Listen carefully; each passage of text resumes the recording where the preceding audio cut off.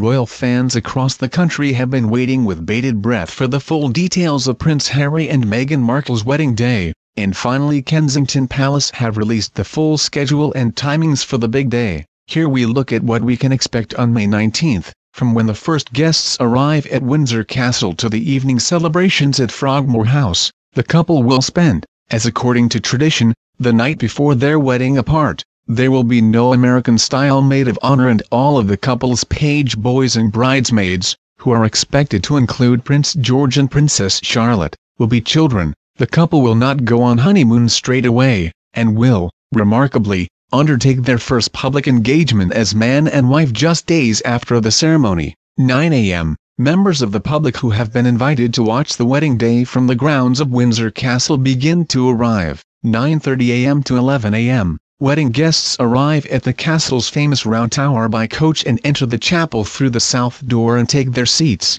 11:45 a.m. Possibly around this time Harry and his brother the Duke of Cambridge arrive at the chapel's west steps, probably on foot walking past the thousands of spectators invited into the grounds of the castle. The moment will give Harry the chance to acknowledge the 200 representatives from charities he is associated with gathered in the Horseshoe Cloister at the bottom of the steps. 11:55 a.m. to 11:59 am. Following protocol, the Queen will be the last member of the royal family to arrive for the wedding service. 11:59 a.m. Miss Markle arrives at the chapel's west steps by car, from her overnight accommodation, with some of her bridesmaids and page boys. She will start her journey, which will take her past some of the crowds in the Long Walk, with her mother Doria Ragland. But when the car stops at the castle, her mother will exchange places with her bridesmaids and page boys.